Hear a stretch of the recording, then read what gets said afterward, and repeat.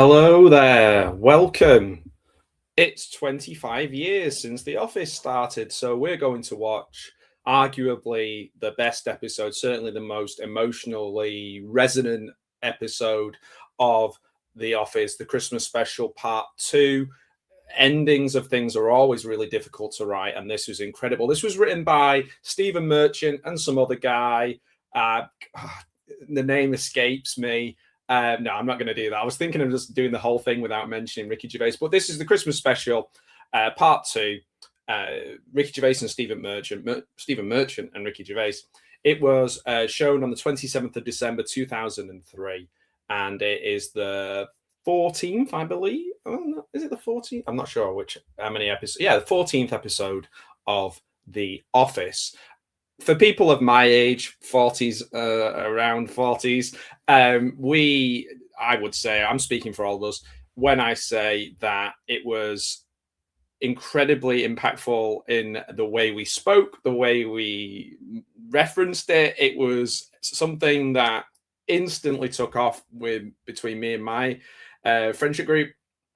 It's something that at university we literally sat and worked out how to sing along and do the song, the Princess Diana one, and the Free Love Freeway, and oh my word, yeah, it was just right in our wheelhouse as sort of, I guess, early 20s people. I suppose we're at the point now where people are looking back as a golden era of comedy, but I suppose that's just natural to look back at those things. Also, you had more time to sit and ponder. I remember buying the script book. Interesting point by Martin Freeman, and the little documentary the BBC made, the Remembering Mackenzie Crook and Martin Freeman. I watched that the other day. I thought it was really, really good. Interesting that what they were saying about that, how the scripts are just verbatim what was on screen, so not necessarily what was written. So this episode is about well, I don't want to ruin it in case you're watching it first, but why would you be watching a 25th anniversary watch party if you wait, stop that dog. If you hadn't seen it before, it would be a strange place to start with me. This is about David looking for a lady friend to take to a party, and Chris Finch has a big part in this. Finchy, we've all seen people like Finchy. We've all been around people like David Brent, I suppose, as well. And this is why it hit home so much. I think it was such an innovative way. Well, not innovative in the sense of we've seen docu comedies before. We've seen Spinal Tap and etc. etc. But I think this was just so innately British. It was an experience that many people had shared. It felt very lived, and ultimately, it was just very, very funny. I'm not a massive fan of Ricky Gervais's work after Extras. I think Derek I just thought, oh, I know, I see what you're doing here. You're very cynically trying to, tug on the heartstrings here, and almost offensively so. And it just wasn't for me.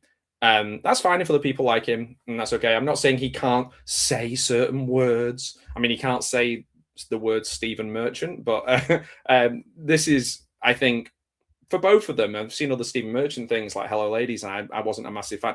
I think it's a bit like Peter Cook and Dudley Moore, where they've done things separately, and some of those things are good, and some of them are not. But the things that they did together were amazing, and they just had that perfect alchemy when they came together as writers. Maybe took the edges off each other's sensibilities.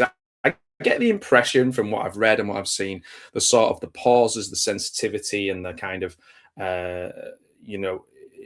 some of those things seem to be more, the consideration, the slowing down side, and then the sort of the straight up funny stuff was more Ricky Gervais, and the other stuff was more Stephen Merchant. I could be wrong, but whatever they did, they sort of took the edges off each other and brought out the best in each other. It is a kind of a shame that Ricky Gervais can't say Stephen Merchant's name, but anyway, it'd be good if they were just like, yeah, we made this thing together and it was really, really good. Well, I know Stephen Merchant will say we, but I don't know. There's a thing. I remember watching the DVD, and And as a thing, it's like How I Created the Office by Ricky Gervais, and now that's kind of become real, which is kind of weird. So what I'm going to do is I'm watching it on iPlayer. I can't find my DVDs anywhere, but I've got the set that's got all of them, including the Christmas specials. But they're really, really cheap. I was looking last night. I thought if I've lost it, then I'll lend it to somebody. I'll buy a new one. Really, really cheap to get hold of. So when you see play, I want you to press play 2, if that's okay with you, and we'll watch the final episode of The Office together. So yeah, let's do that. Okay.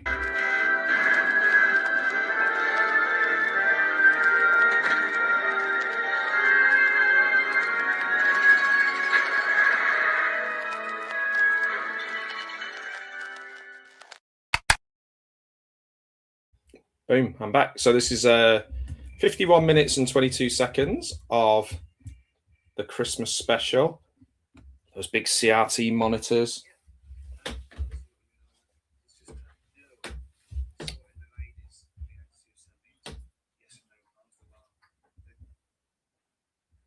So I don't know if there's subtitles on the. There should be. There we go. So I think, if I remember correctly, he's gone to like a dating agency. This was before the days of dating apps, and then he's got 3 free introductions, and he's then trying to work out a woman to take to the Christmas party.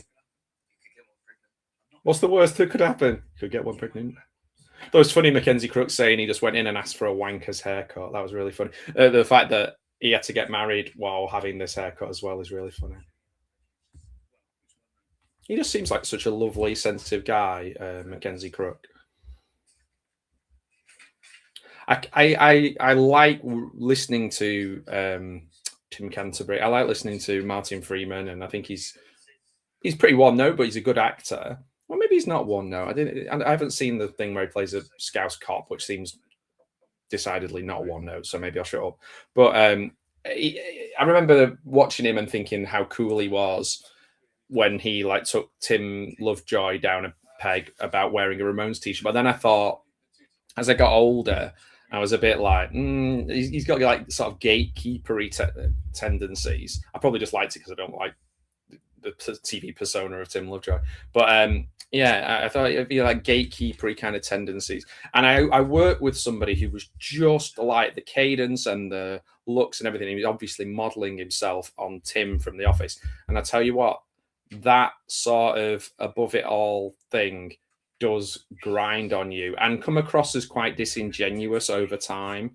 It's quite funny at first. You know, he's quite a funny guy, or really cool and chilled out. Maybe he wasn't as likable as this Tim.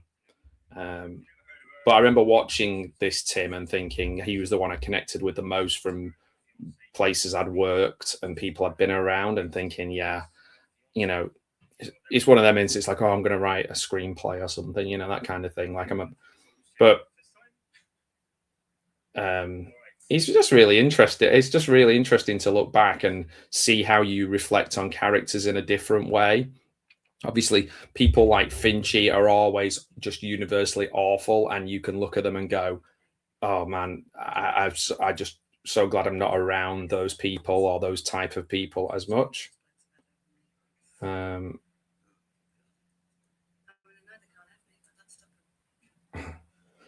I'm just watching the bit where the woman's like the office lady. I can't remember her name, but she's talking about, you know, how men have had obsessions with her and stuff like that. Because this is post Tim declaring his love.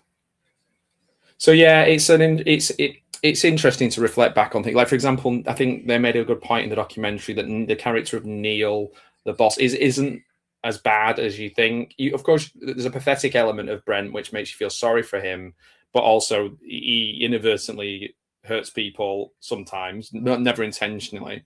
Whereas Neil has the measure of him straight away, and is, you know, he kind of highlights the insecurities that you have in yourself because he seems so together. But I don't think he's unlikable, unless you are very insecure about yourself, which obviously Brent is.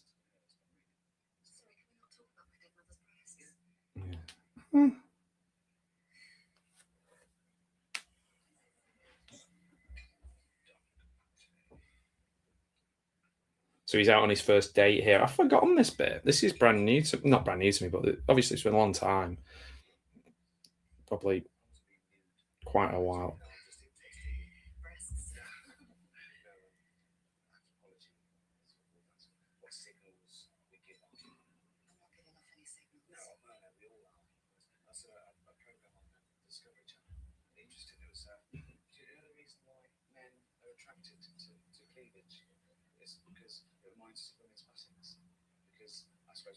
So he's now talking about cleavage and buttocks.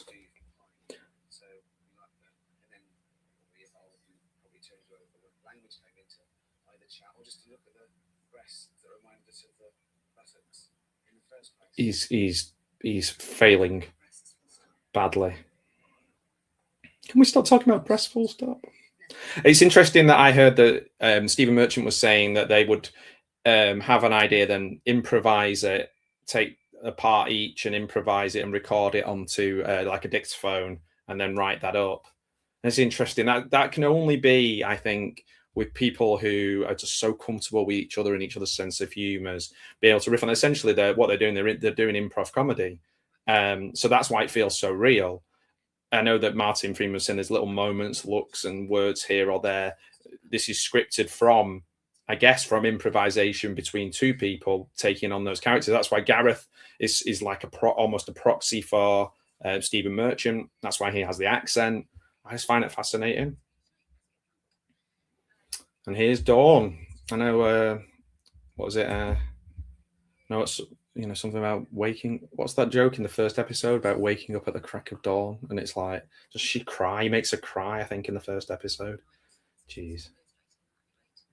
So she's wanting to be. Yeah, I remember this. She wanting to be a children's book illustrator, and I think that the idea is that Tim would be the kind of partner that would encourage that. And her, again, I think the guy plays her boyfriend. I think he's been in EastEnders, and he's been in quite a few things, but he is incredible as that kind of archetype without it feeling like just a diss on the working class. It's actually very it's very accurate that, like, I think it's called Lee. He's like this he's just a very simple guy with no dreams, and that idea of having no highfalutin dreams, just happy with the life that they've got and kind of wanting. Whereas she's got this dream of being a as an illustrator. So it's fascinating, really, that I just think the acting is so good because they could become really broad stereotypes. They could become really sort of awkward, like punching down, but because it's a lived experience, it feels very like spot on and accurate. And that's when the things really hit, because you feel this emotional resonance. You go like, oh geez, yeah, I get that. I know what it feels like to be trapped in a job or trapped with a person and not think that you deserve or can have a way out of that.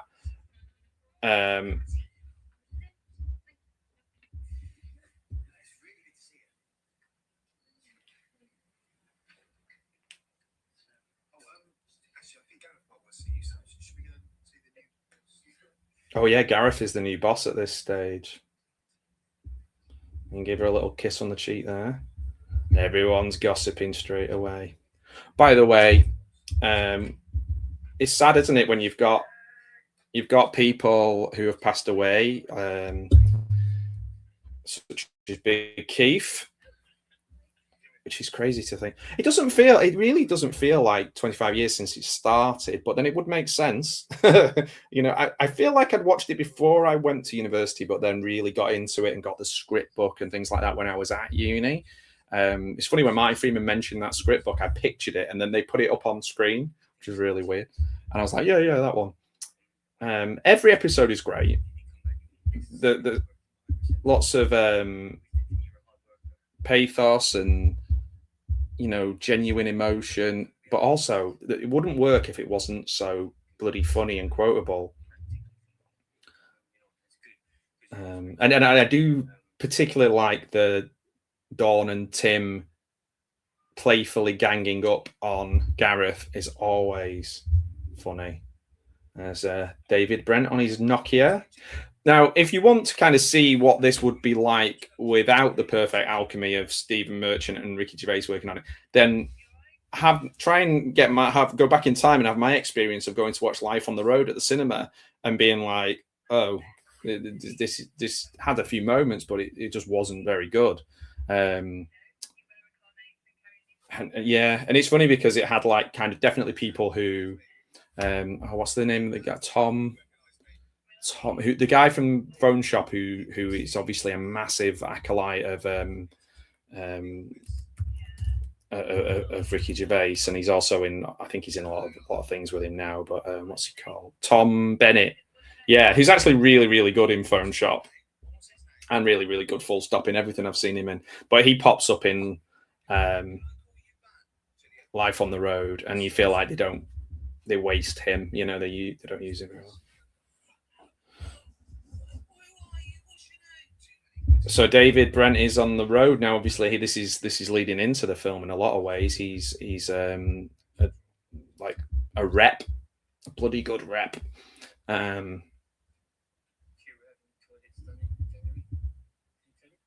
I love the fact that Gareth has to sit here between them so that Tim and Dawn can be together in the same room, but also because it's fun for them to. That's how they bond. That's how they connect through making fun of him. This is the if you ever had an enemy prisoner, would you have to search him? You know, you're doing a full like take him from behind, and if he's got a big weapon, would you just say, "Give it to me"? Just get it out myself.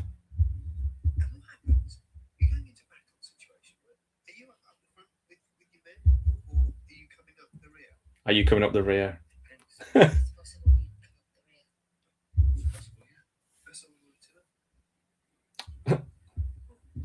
And she's settling, relaxing into this kind of natural flow of teasing Gareth.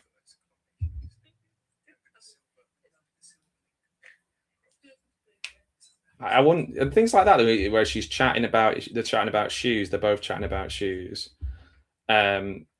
You've got this kind of like little banter. They're just talking about shoes, probably Gareth's shoes. But I wonder if that was written or if that's just like, because while stuff is going on and it's been, and we've got the key characters saying certain things, everyone's got to continue working in this office like they're really working in an office.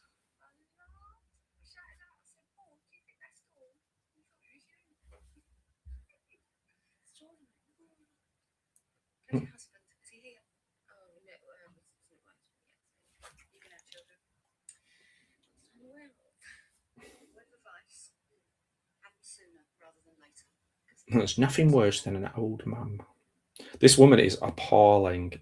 The new receptionist.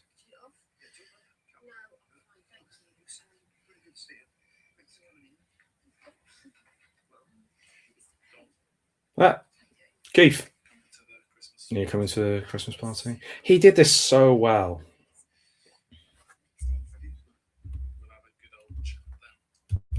What's he called? Ewan McIntosh. And I always think of Scotch eggs when I see him. No kiss for Keith. Big Keith.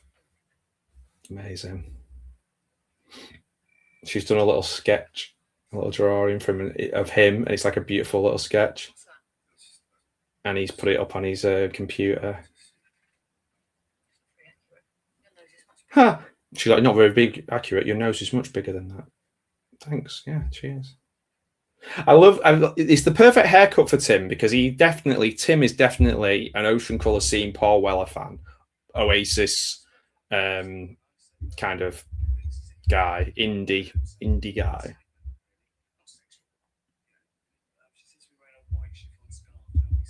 And when he sees this woman and she's got a shift on the scarf, he turns around and goes, "Oh, for fuck's sake!" That's the cruelest or the meanest he is. He instantly judges her on her looks.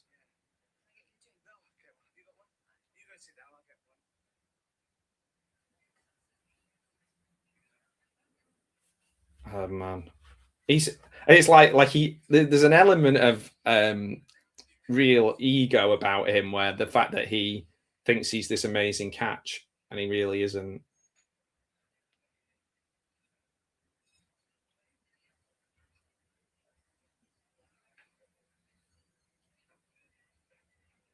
Very awkward conversation.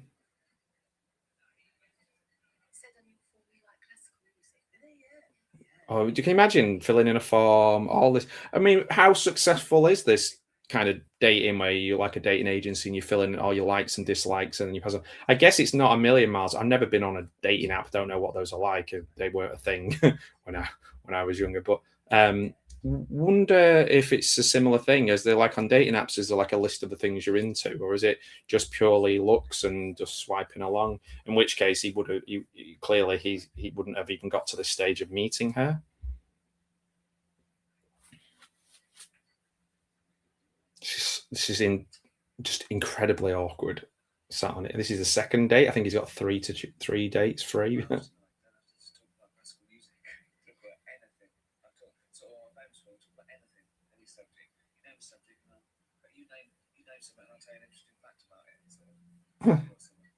He's famous. He's still playing on the fact he's famous. Cows have got four stomachs. Do you know the Tim look? If you watched Harry and Paul's Story of the Twos, there's a really great take on The Office and the Office star. And yes, it is a bit cliched now, but actually, that was incredible. Just looking at the look of the camera, because you'd see that in things like airport and airline, usually air-based things, or driving school. There's sometimes lots of unintentional humour in these docu-soaps. And it really is unintentional. I don't think that the editors sat there going, "Oh, this will be a really funny bit if I just linger on this person a bit longer or cut at this point." Don't think so. I think they're looking more for conflict probably than they are humour. It's funny that this is one of the rare bits where the documentary makers are talking to Brent, because obviously it's followed him after he's left Wernham Hogg. Recent photo. You're going to get her under the Trade Descriptions Act.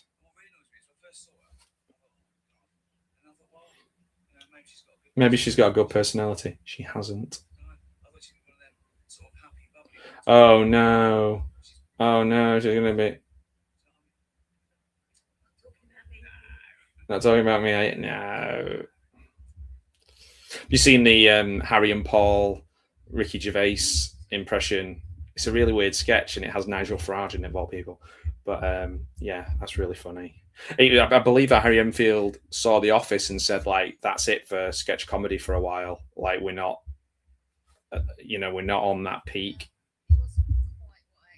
It wasn't quite what I expected. She says, "I bet the photo he sent is him. I bet it's Ricky Gervais and his band. All the best, David Brent." Oh, it's a signed picture of him, kind of lying like, oh, so funny. Secret Santa. Oh my word. Does anybody enjoy Secret Santas?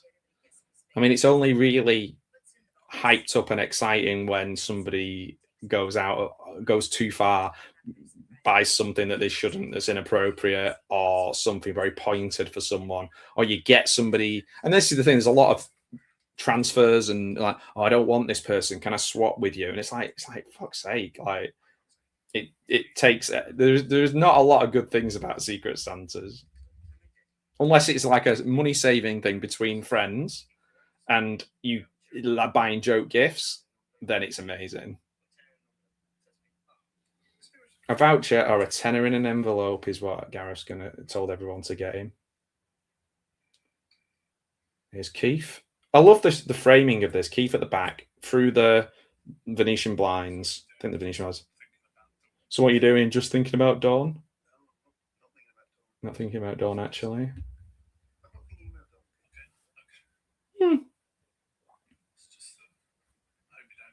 Hope you don't embarrass yourself again. I love the bluntness of Keith. It would be the third time the woman said no. It's funny. It's almost like Keith cares, and it's not often that he does. That character looks like he cares about anything. So was it under weaknesses? I put, what is it? Was it something he was allergic to under his weaknesses?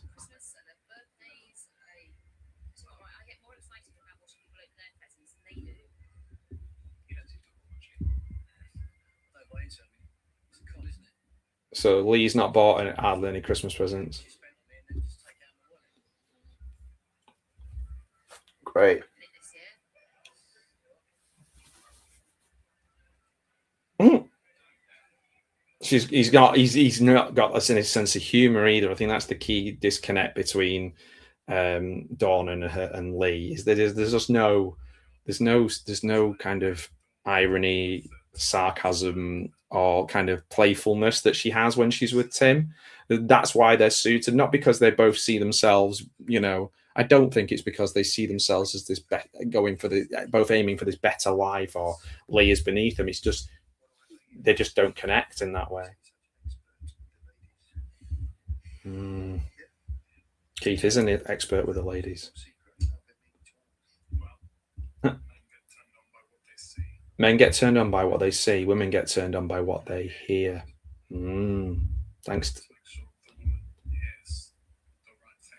Oh, Keith.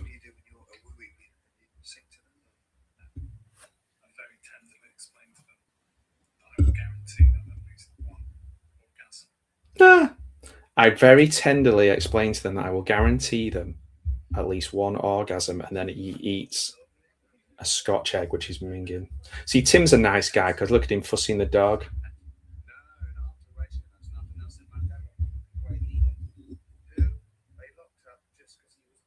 Just because he was black, and then he looks at the.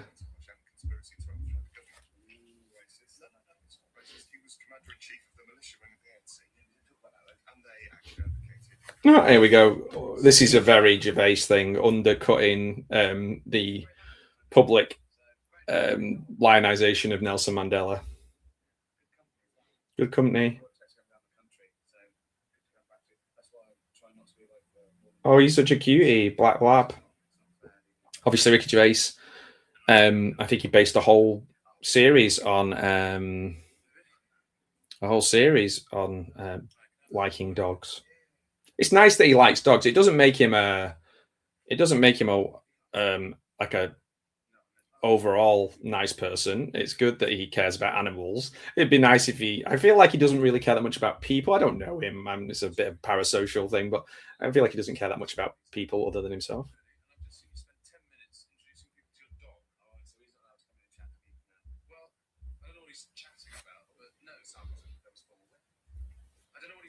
So Neil is. There are moments when Neil is a dick, but I think he's just all business and very clear on boundaries and behaviours and corporate stuff.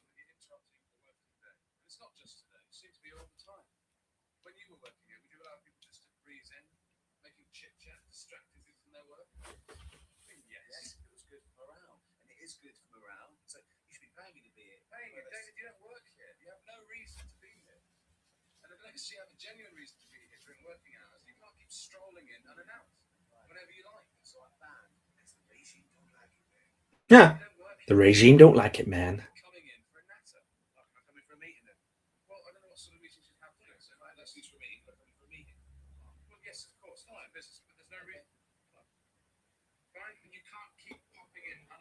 He's not allowing him to come and speak to the other people.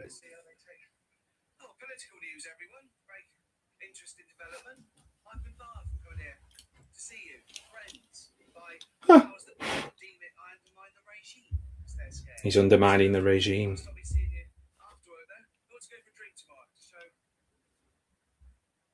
No one wants to go for a drink with him. No one really likes him. Oh, Tim's feeling awful. Tim's gonna have to go for a drink with him, isn't he? I think. Is he? I would break, even no matter if the guy was an arsehole. Everybody was kind of saying, oh, no one wants a meeting, no one wants a drink with you, don't even work here. I'll have a drink with you. And he's only done it to fuck her off because she was mean. he was probably going to leave it and let him just go. But the moment she said that about no one wants to see you, no one wants to meet with you, Tim's like, I'll go. And I think I'd like to think I would go before that because it just maybe the sheer awkwardness of it. But then again, I have worked for people like David Brent, maybe meaner, probably with a crueler edge. And I'll be honest, I wouldn't be going for a drink with them.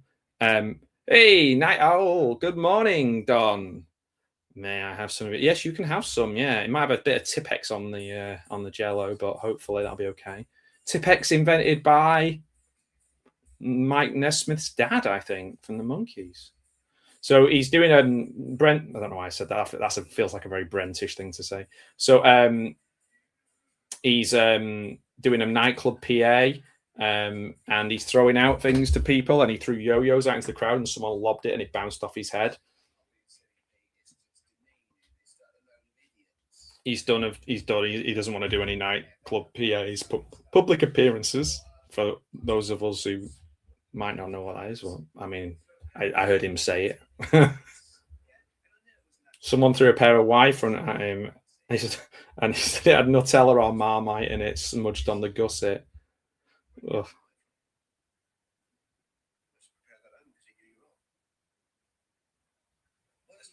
Oh my word.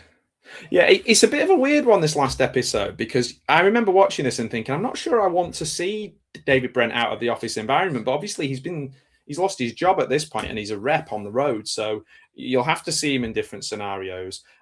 All the bits that aren't the best bits of this are what become life on the road. And all the bits that are the best bits of this we will never see again, and that's fine. I think that's one of the strengths of British comedy. I'm not the first person to say it. We don't overstay our welcome. We make almost like a little perfect series and then we stop, with its Faulty Towers.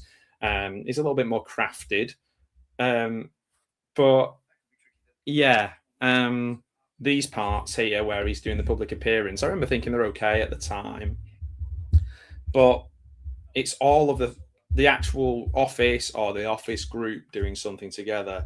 That's where it really, everything really hits home. Even if they're all going to a pub quiz or all going to a party, that's fine, because that feels like the sort of thing you would do if you were in an office. But when it's like public appearances or Dawn shopping or Brent going on a date, it feels like we're out of the world that that personally that I want to see them in.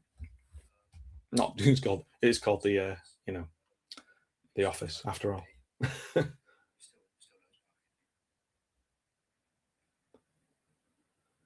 It's weird, isn't it? Because it's a little bit of sadism. Like, you're watching people that maybe you've been around and you've not liked. So the difference is that this is funny, and in real life it usually isn't. It's just boring, and the people can be cruel and mean, and it can be quite sad. There's occasionally like some sort of poetic justice that might happen. Something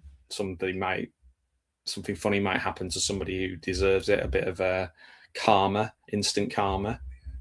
But like I've worked in, I'm trying not to say the exact places, but I've worked in places where the boss was definitely a David Brent. He even had the goatee, and he would play Genesis really loud and like dance around to it. He would like kind of try and humiliate the younger members of staff to make himself look cool, because he was really insecure, because he was the son of the person who owned the company, so he hadn't got any role through merit. So he was coming up with these ideas, and the ideas were always terrible. His wife clearly hated him. There was so much where you were like, oh man, I don't feel sorry for him, but I just don't. I didn't feel sorry for him, no, because he was mean and cruel. But I also, you had to like go, ha, ha, ha, because you worked for him and you wanted to just kind of go, okay, what is this shit clickbait nonsense title? No, just read the thing. It's a watch party. But cheers, thanks for that, mate. Yeah. It's a joke title for one thing, because if you've seen anything, like Ricky Gervais is refusing to mention the name of Stephen Merchant. I'm watching the final episode and I'm talking. It's a watch party. Obviously, I can't show it because I'm not the BBC. and I'm watching it on iPlayer and talking about it. I started at the beginning, synced it in, and people are watching it with me, hopefully. If it's not for you, that's okay. You can go. Cheers. Thanks, Gareth. Just think before you type, for fuck's sake. So, yeah, there we are.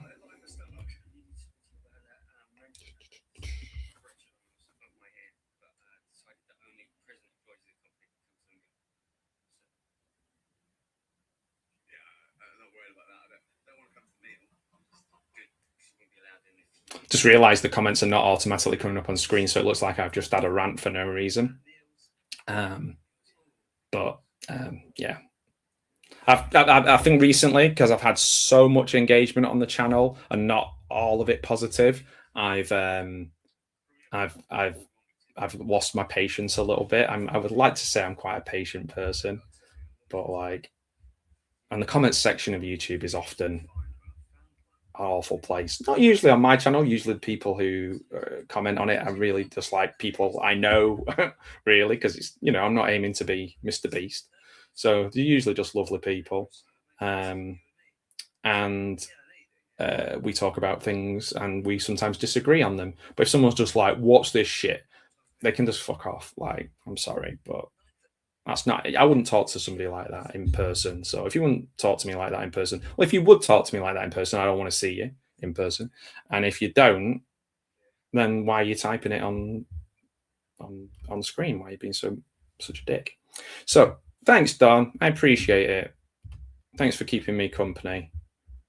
It's amazing that, like, as I don't, you know, as Don knows, I'm not a ranter and I don't usually rise to stuff, but, and it was such a minor thing, but maybe I'm just in a bad mood. I've had a lot of kind of really detailed comments on one video in particular recently that I've had to really kind of manage how I respond to them. And that's been, I think, one of the toughest things about being on YouTube recently is not that it's like going down a coal mine or anything, because I'm doing it because I like it. Obviously, I'm not getting money for it, but I just do it because I enjoy it, talking about movies. And at the moment, it's so hot, I can't take the dog out for a walk. So I thought I'd watch one of my favorite TV shows. So here we are. We've got the office party, and it's fucking Finchy. Again, Finchy is one of the most appallingly written, not bad, like appalling characters in, because it's so real. Everybody knows that kind of just horrible work, not really a workmate, but somebody who comes into the group, maybe a rep or someone delivering something, and that all they've got is like an absolute like awful personality, but they try and like galvanize the whole group and pick on people. It's a very like toxic locker room kind of person. Oh, and there's Lee shaking hands with Tim, giving him a bit of a kiss there in front of Lee. North to America, of course. I forgot that. Oh, they come back from America.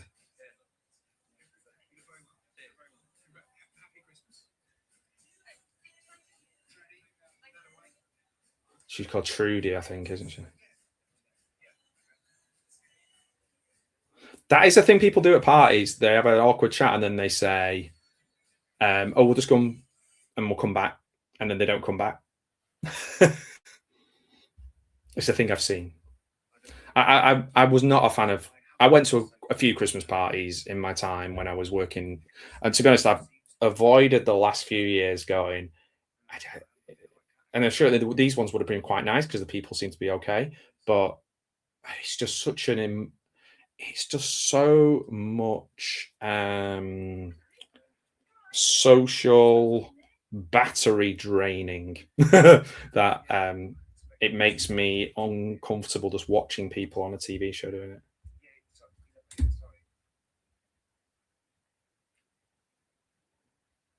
So he thought that woman was for blind date for him. Okay, so this is a big thing. Yeah.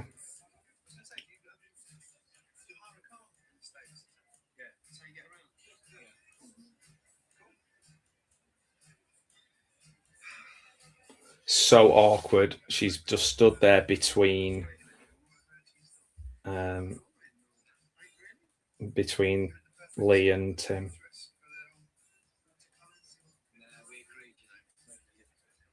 Making a living comes first. He's trying to encourage her drawing. To make money out of it, you've got to be good. Oh, so harsh. She looks so different in this, but I think Lucy Davis went to America to do a few pilots or a few. So I think she can. I'm not sure if she has some sort of quite serious illness, and I think that impacted maybe how she, like a physical. I think it's like a physical issue she had, but she did really well. She went over to America and did quite a lot of shows. She's great. I mean, this is it's just amazingly cast.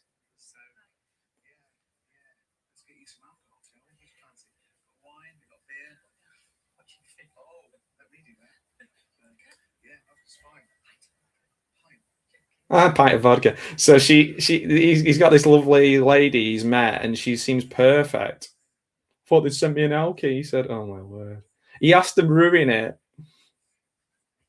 Oh, that shut Finchy up.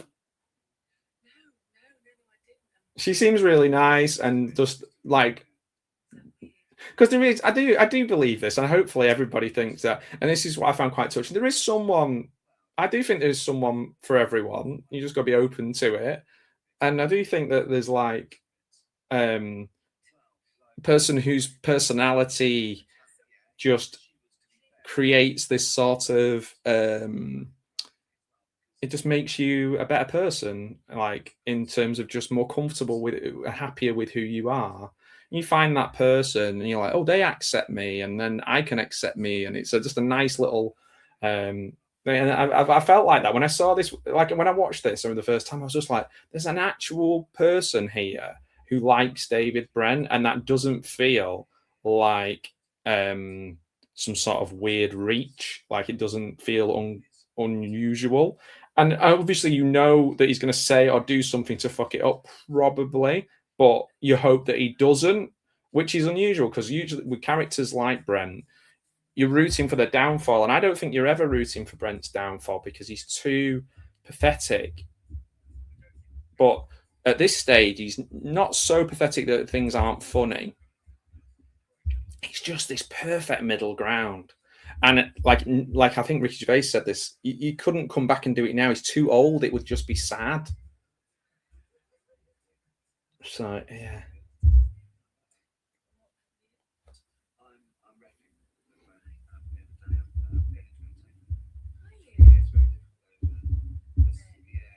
I'm having a good little chat here, and he's listening to her. Amazing.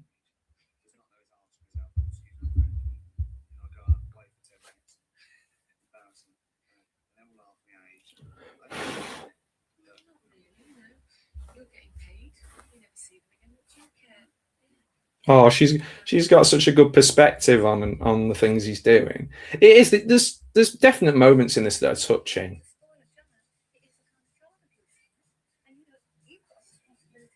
Oh, this new secretary that's sat next to Tim, she's just the worst. It's incredible they can introduce these characters, and they're so good. Oh, and here see this guy went on. He works in the the factory side of it. He's the dad of James Jay in the Inbetweeners, and he's also in Phone Shop as well, I think.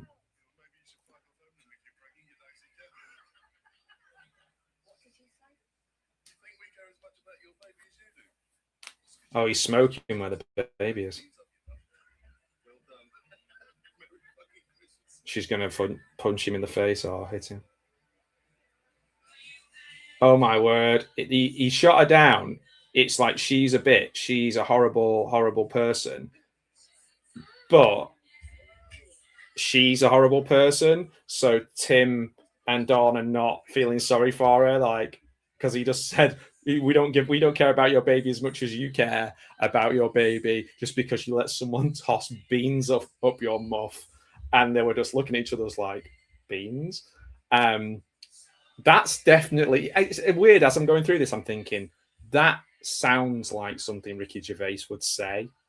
The sort I don't know if this is true, but the crueler stuff feels like I can hear him saying it. or it feels like a line from what I've seen of Afterlife. It's weird as well. He's in this weird phase of like, I'm saying the unsayable, and no one's saying you can't. Maybe as you get older, it's harder to remain edgy. You have to try and find ways to do it.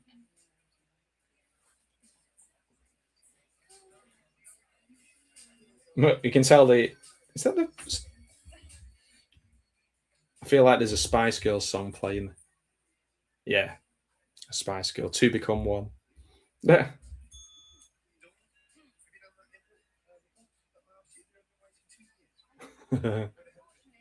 She sat behind her old desk and they're having a bit of banter.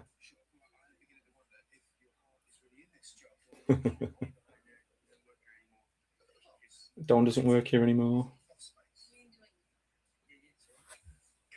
Gareth as the boss. What a world. Gareth Keenan investigates.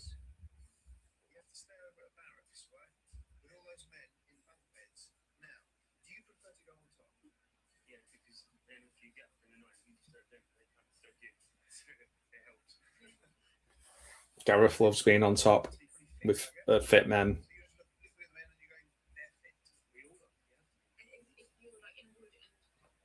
If an enemy soldier jumps on one of your boys, would you panic or would you pull him off? That's the big question, isn't it?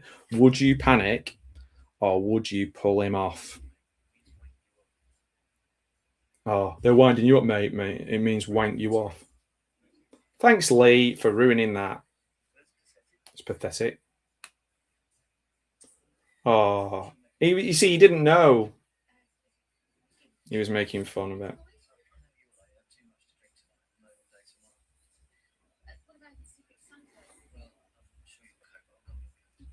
He wants to go. It ruined their fun. So Lucy Davis is the comedian Jasper Carrot's daughter, which I guess is something that people mention every time she's in something. So they've come back from America. They're not staying. They're back for Christmas. Okay. So bearing in mind, at this point, Tim has been rejected by her a couple of times, but it's clear she loves being in his company. This is a really believable, and I feel like this is something that happens, especially when you're younger, in your 20s. Like, you can have an attraction to someone you're working with, love being in their company, love being around them. They make the day go shorter. They make you smile more, and you just enjoy it a lot. But that doesn't always mean that those people are going to get together. And maybe one of those, usually the man, finds it really hard to let go of that. And I've definitely seen that. Know that feels very, very genuine.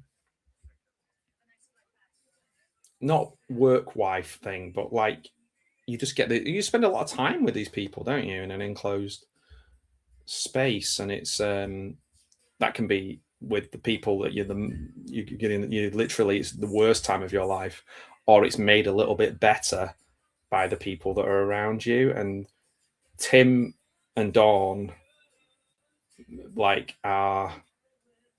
make each other's lives better. Now that doesn't mean that they're going to get together. So you watch this and you think, well, it's believable that she just leaves, and he does it, and it's just sad, and that's how it ends. And that's why I think it hits you so much emotionally. We've got about 8 minutes to go, 8 minutes 21, and they're doing the Secret Santa, and you just think, okay, she's gone. And it's mad, really, isn't it, that this episode, it's the romance of Tim and Dawn that is the real centerpiece.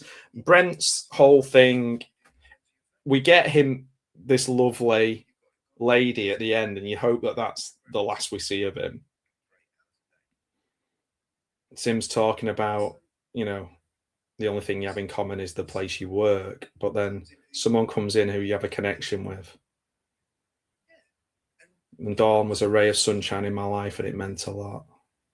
Weird that he would be saying this, wouldn't he, to the documentary maker? But honestly, I never thought it would have a happy ending. So she's unwrapping the paper, and he's bought a oil painting set and put "never give up" on the portrait that she did of him.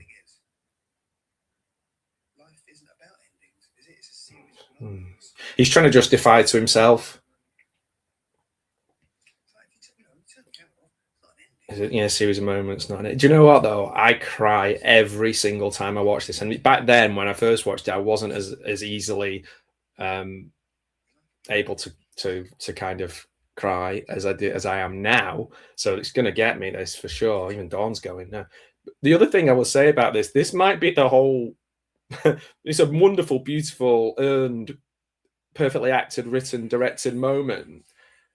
It might be why we have to put up with those cloying moments in Derek and Afterlife and anything where he's just like, better put something for those mugs to cry about. And that for me, it doesn't feel earned. It's not like, oh, it's like, oh, dead wife, It's like this. I mean, I guess I'm judging it harshly because nothing you could do after this could compare to it. I do think Extras was good. Oh, Brent really likes her. Now, there's a moment here that always puts a lump in my throat, and you think, what a strange reason. But it's the Brent says "fuck off" to Finchy. Oh my word!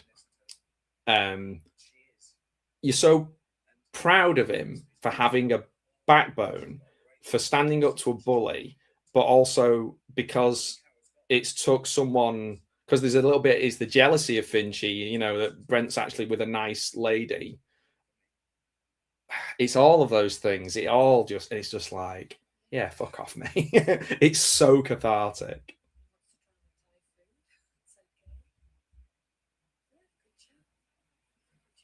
And a good chat. She seems so nice. She plays this really well. Just think she's only in one episode. She wants to see him again.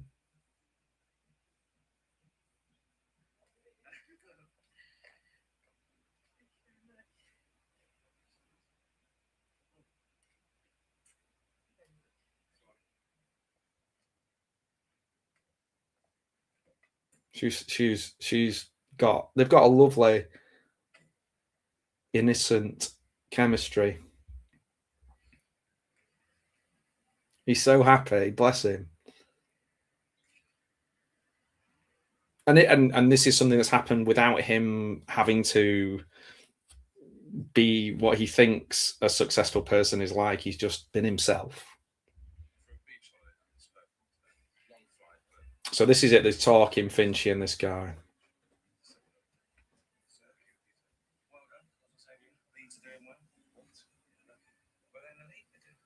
Within the league.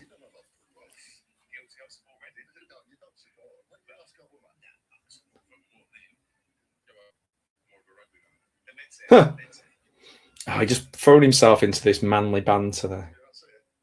No dog with you today. Did you not just see her? She just left. Chris, why don't you fuck off? So good. I shut him down. Love it. Love it. Isn't it great when someone's bubble gets burst who deserves it? It's so nice.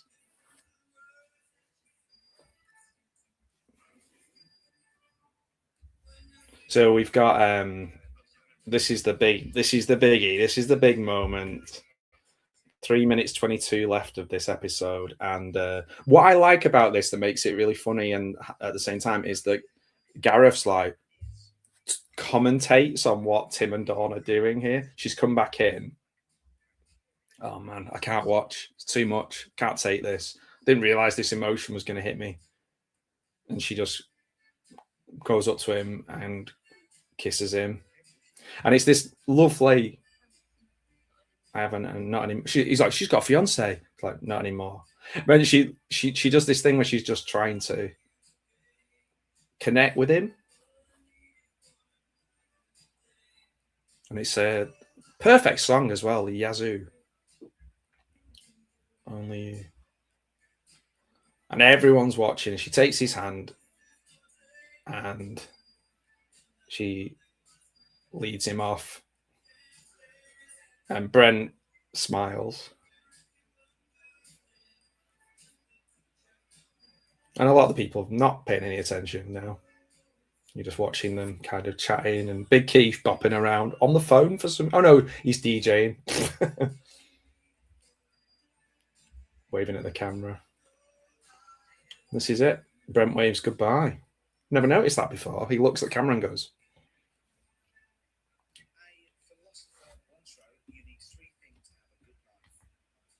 One, a meaningful relationship. Two, a decent job of work. And kisses Gareth. To make a difference. And it was always that third one that stressed me, to make a difference. And I realised that I do. Every day, we all do. It's how we interact with our fellow man. Talk about interacting with our fellow man. I feel like Brent has a lovely side to him. Is it as simple as saying that, Stephen Merchant? Or is it all of Brent Ricky Gervais? Or it can't be. I feel like, again, I think they take the edges off each other, and I think that's what makes it so great. Say cheese. Cheese. Say cheese. Okay, just give me a sec. Having a bit of trouble here. Oh, I'm having a bit of trouble myself. Betty, Jessica, the cat did a whoops in my beret. He's doing a Frank Spencer president. He's so happy to be with him. And then he looks, and that's Frank Spencer, and then she took the picture. And he leave on a laugh. So good. Joel Beckett, that's what Lee was called. He's really great. Patrick Baldani as Neil, he's great too. The only thing I don't like about The Office, not a fan of handbags and the glad rags. I don't like any version of it, particularly the Stereophonics one.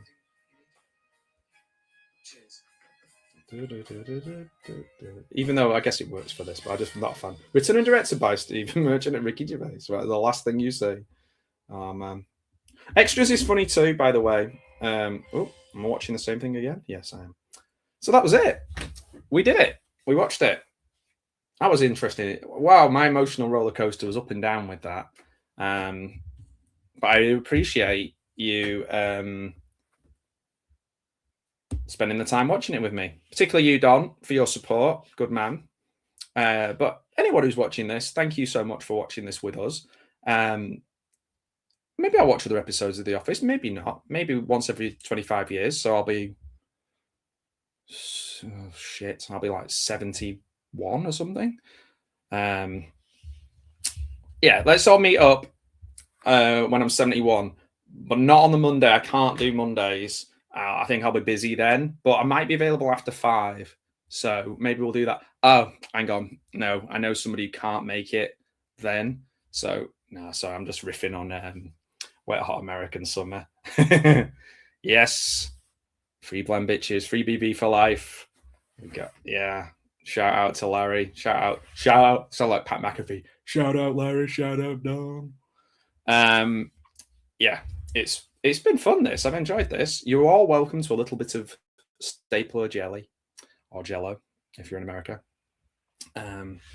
Jelly is jam in America, I believe. Yeah, it's true. I heard that on a thing.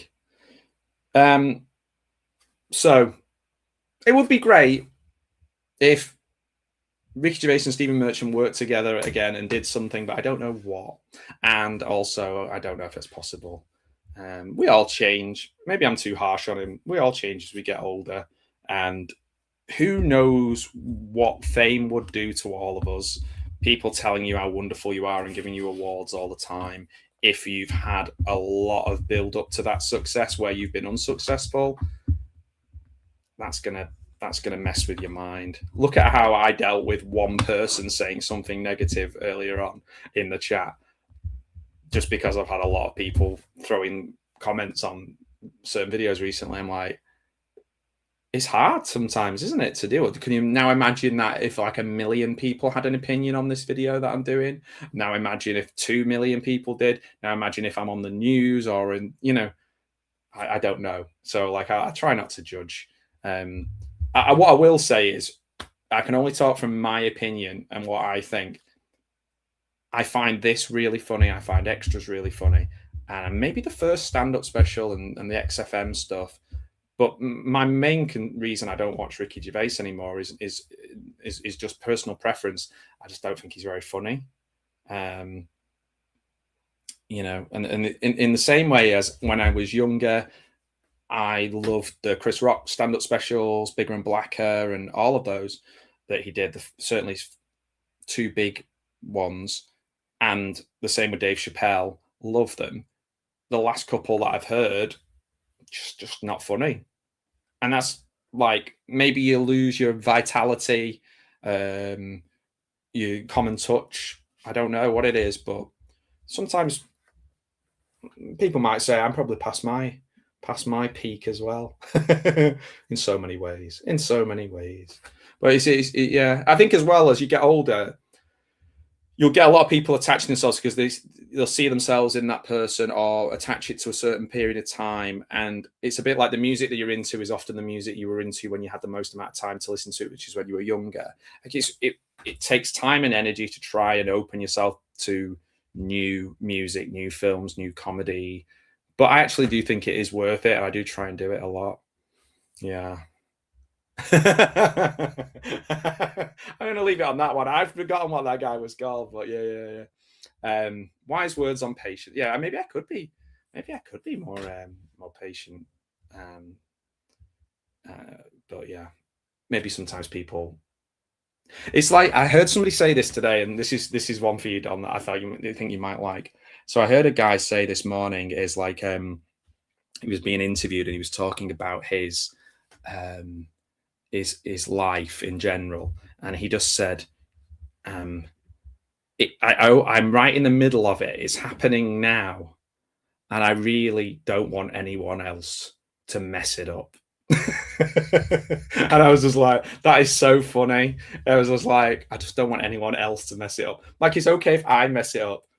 I just haven't got, the patience for someone else to mess it up. Yeah, that's a good way of thinking about it for sure. So if you're watching, if it's morning for you, if it's evening, if it's the afternoon like it is here, it's coming up to 2:30 here in the UK. Well, I felt like a DJ then. Then please have a wonderful whatever's left of your day. I was going to go for a walk, but this is going to sound crazy, but it's very hot here in the UK. Yeah, we get that yellow thing in the sky too. It's currently 25 degrees. And where I live is near the sea, so we've got wind gusts of about 9 miles an hour. But for people who live in cities like London, the big smoke, it's getting up to 29, 30 degrees. And I went to a football game in London and I nearly passed out, and it was 33 because I had the sun shining directly on me as well. But yeah, it's 31 33 in Manchester at the moment. It's, I believe, 34 in Madrid. So, yeah, it's hotter here than it is in China. It's hotter than it is in China. It's insane. So I'm not complaining. It means that my house isn't getting blown apart by waves and storms. And but yeah, think about our furry friends who are like Marcy at the moment is looking at me like it's a bit warm, a bit on the warm side. But don't take them out for walks in the middle of the sun if you're watching like this in the middle of the day. Only mad dogs and Englishmen go out in the midday sun. If you get a chance, there's a bit of a problem with recording. I don't know what we're having, some sort of technical issues. My interview with the House of Hammer director, John Hamilton, is live, but it didn't seem to get pushed out to many people at the time. So check that out. He's a really interesting, learned guy. We did have a few technical issues, so you have to be patient with it. But I really enjoyed it, listening to him talk through his books and films. He's forgotten more about horror film than I've ever done. There's a lovely moment where he mentions someone and I quickly search him up to talk about him, and I search the wrong person, and he just goes, no, you're wrong there, Matthew. Which is why I do all my research before my live streams, and I that was not a good idea. But it was fun.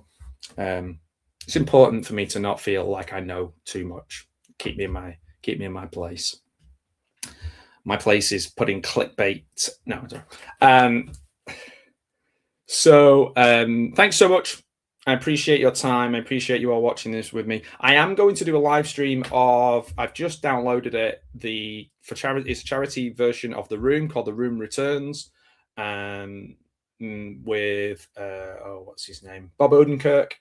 I'm going to download that, watch it, do a streaming watch party of that, so people can tell me that I'm clickbaiting them into thinking they're watching The Room.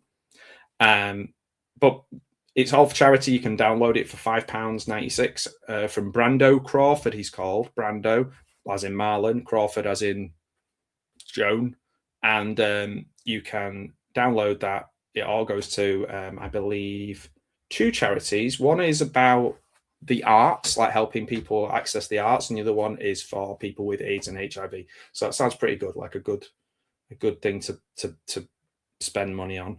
And I'm going to watch that with you, and we're going to throw spoons at the thing. Also, a little bit of, I have posted this, but I'm in the process of putting together a short documentary. It might be a long documentary with all about The Room. And so far, I'm not going to say who, but I've got cast, I've got crew, and I've got super fans, and I've got some really interesting people all booked in to interview me. No, for me to interview them. That's probably better. All about The Room, and we're going to do a documentary about The Room. I'm going to make one.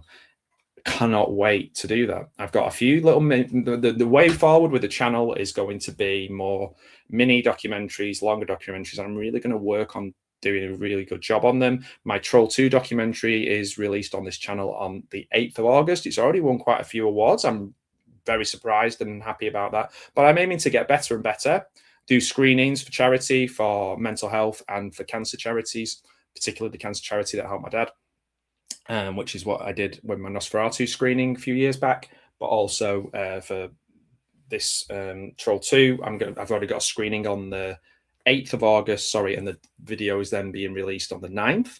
So looking forward to that. So yeah, looking forward to getting them. I'm thinking of doing a short documentary. Started reaching out to people about Peter Engel, Saved by the Bell and California Dreams, who passed away a year ago. So yeah, these are all on my list, but that means there won't be as many things on the channel, but hopefully the things that are on there are really good. Otherwise, keep an eye on the live section, because as long as I've got StreamYard, I'm going to be using it, because it costs a lot of money. And in the words of Don, I'm off to get my day started. I have got some work to do, but I've already kind of done most of my work today. My day is almost done in a lot of ways, my working day anyway. Thank you very much for staying with me while we talked about The Office. You take care. Everybody take care. Don, you particularly take care. Look after yourself, your lovely family, and your lovely self. And hopefully I'll speak to you soon. And yeah, make sure you all have a lovely slice of Stapler Tipex Jello, and enjoy the rest of your day. This is the longest outro I've ever done. Pretty good. Take care. Love you. Bye.